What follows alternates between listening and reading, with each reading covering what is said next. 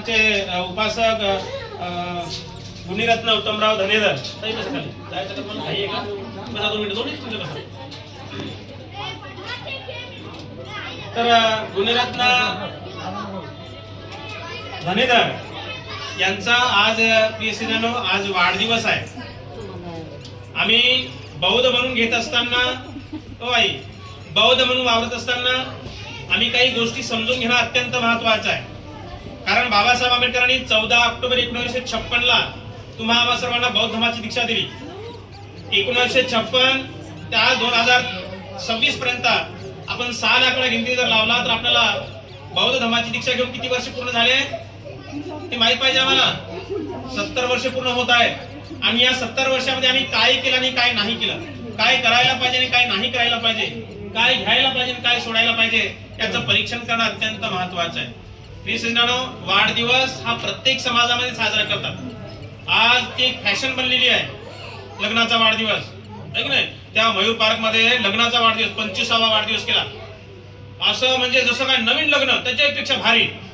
जवळजवळ 40,000चे फटाके फोडले.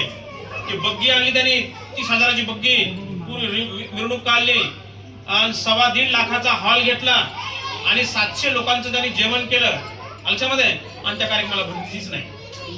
मग आता मला सांगा एवढा मोठा खर्च करून भंतीची भेटत नसेल तर काय फायदा आहे त्याचा आहे की नाही. काय अर्थ नाही. म्हणजे आता आपली फॅशन झालेली आहे बर्थडे. पण भाऊनी कुठल्याही प्रकारचा गाजावाजा न करता डीजे न लावता मित्रमंडळींना दारूची पार्टी न देता का देणार आहे. दारूच्या पार्ट्या वाढदिवस म्हणलं का पार्ट्या सुरू होतात. पार्ट्या हवे बघतात हवे. आज पुण्यात हव्यावर बसायचं म्हणतात मित्रमंडळीमध्ये म्हणतात आपण पुण्यात हव्यावर बसायचं आहे की नाही. वाढदिवस आपला त्या निमित्तानं आपण काय करतो अकुशल कर्म करतो. लोकांना दारू पाजणं अकुशल कर्म आहे. हळदीच्या दिवशी आपण 2-2 दिवस लोक दारूचे बॉक्स आणून डीजेवर नाचू नाचू दारू पाजतात. हे बौद्ध धर्मामध्ये नाहीये. आपण ही गोष्ट समजून घेतली पाहिजे. आपण इकडे आम्ही म्हणायचं सुरा मेर यम जप मादठाना वेरमणी शिखापदन समाधी आम्ही घरामध्ये बॉक्सचे दारूचे बॉक्सचे बॉक्सावर ठेवायचे आणि मित्रांना डीजेवर नाचवायचं आणि ती मित्र म्हणतात की हे गाणं बजा तो गाणं बजा हे गाणं नाही होणार तो गाणं होणार आणि सगळे त्याच्यामध्ये आहे की नाही. आमच्या भावाने अगदी साध्या पद्धतीनं कुठल्याही प्रकारचा गाजा वाजा डीजे न लावता कुठल्याही प्रकारची नशिली वस्तू लोकांना न देता आमच्यामध्ये या ठिकाणी बौद्ध धर्माच्या विनयाला अनुसरून या ठिकाणी त्यांचा आज वाढदिवस साजरा होत आहे. लक्षामध्ये वाढदिवसाच्या निमित्तानं आपण काही गोष्टी समजून घेतल्या पाहिजे. आपण लक्षामध्ये वाढदिवसाच्या निमित्तानं भला मोठा केक आणतात. काही ठिकाणी आम्ही तर बघितला की वजनाच्या भारोभार केक आणतात.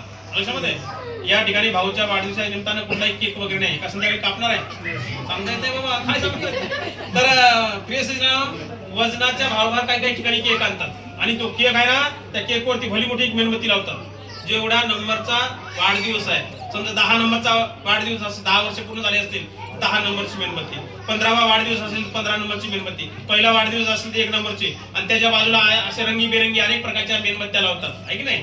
मेणबत्त्या लावतात आणि त्या मेणबत्त्या लावून लोक काय करतात विझवतात फूक मारतात फूक आहे की नाही विझवतात आणि टाळ्या वाजून मोठ्या म्हणतात हॅपी बर्थडे टू यू जे काही त्या मुलाचं नाव असेल ते आहे की नाही. मेणबत्त्या विझवणं हे बौद्ध धर्मामध्ये नाही आहे.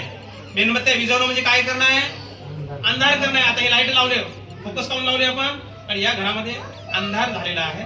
तो अंधार नाहीसा करण्यासाठी लाईट लावलेला आहे. लाईट लावल्यामुळं इथला अंधार नाहीसा झाला सर्व वातावरण प्रकाशमय बनलेलं आहे. म्हणून आपण बर्थडेच्या निमित्तानं काय करतो मेणबत्त्या तर लावतो पण मेणबत्त्या आपण विझवतो. बौद्ध धर्मामध्ये मेणबत्त्या विझवायच्या नसतात. ही गोष्ट आपण लक्षामध्ये घ्यायची लक्षामध्ये आणि मेणबत्त्या विझवायच्या नाही.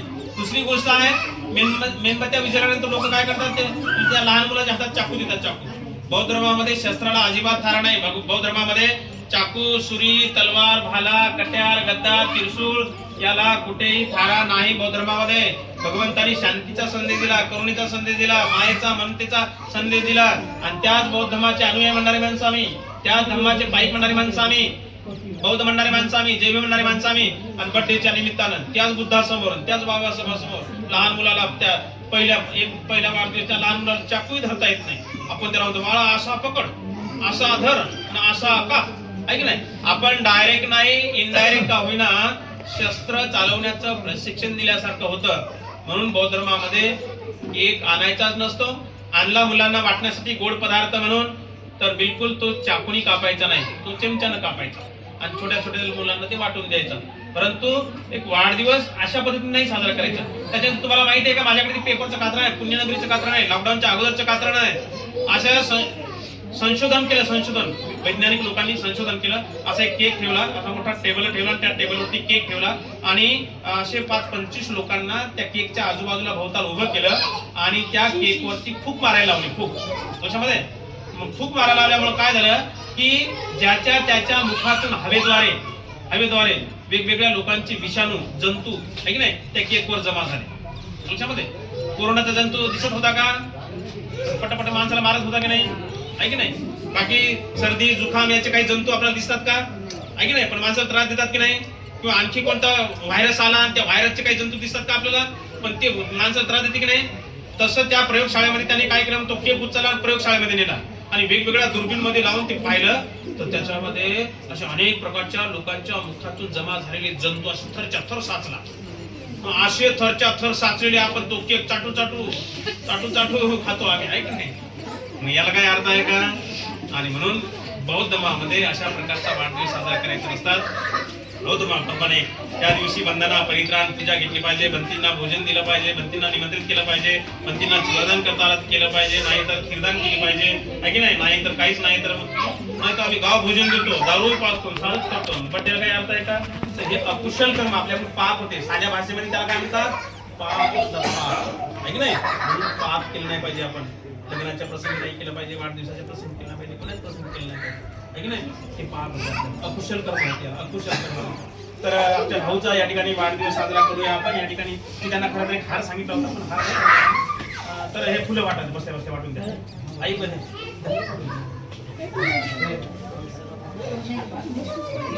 माहिती आहे बसल्या द्या तिकडे मध्ये द्या, तिकडे बाल्कनी मध्ये द्या. हे द्या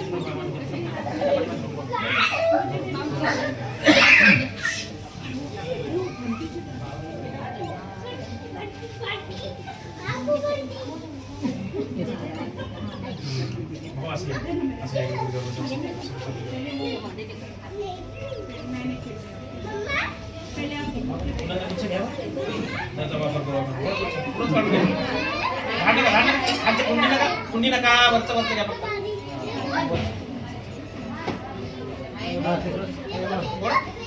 असं कुंडी व्हिडिओ दिसले पाहिजे असं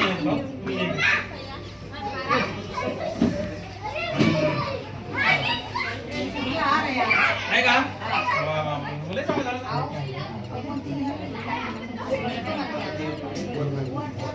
एक आहे का दोन आहे बघा? दोन आहे का? दोन आहे बाबाचा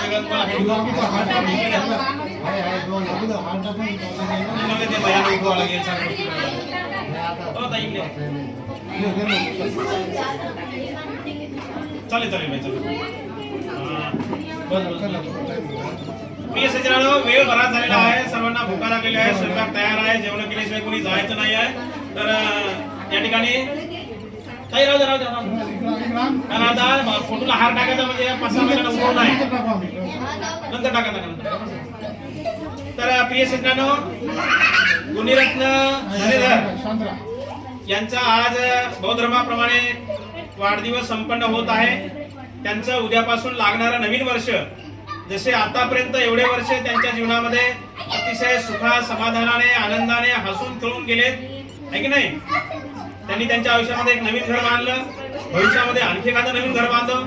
त्यांना नेहमी सुख शांती समाधान आयुष्य आरोग्य संपत्ती बल प्राप्त होत राहो अशी उदात्त मंगल कामना म्हणून त्यांना एक धर्मगुरू आणि भिक्खू संघांकडून त्यांना पहिल्या साधूला 3 वेळ साधुकार होईल. पहिले धम्मपदातील एक गाथा होईल, गाथानंतर 3 वेळ साधुकार होईल. पहिल्या साधूला भिक्खू संघांकडून भंतेजीकडून त्यांना आशीर्वाद म्हणून एक शुभेच्छा म्हणून मंगल कामना म्हणून उद्यापासून लागणारं नवीन वर्ष त्यांच्या जीवनामध्ये सुखा समाधानाने आनंदाने हसून खेळून जाण्यासाठी मंगल कामना म्हणून त्यांच्या गळ्यामध्ये पुष्पहार टाकून त्यांना शुभेच्छा दिल्या जातील. आपणा सर्वांकडून यांना शुभेच्छा म्हणून आशीर्वाद म्हणून मंगल कामना म्हणून आपण दुसऱ्या साधूला सर्वांनी टाळ्यांचा गजरा करून त्यांना शुभेच्छा द्यायच्या आहे. दुसऱ्या साधूला फुलांचा वर्षाव करायचा आहे आणि तिसऱ्या साधूला आपण सर्वांनी टाळ्यांचा गजरा करून त्यांना शुभेच्छा द्यायच्या आहेत. सब पाप सकरणं कुशल सौपसंपदा सचित परियोदपनं एतं बुद्धानुशासनं साधु साधु साधु.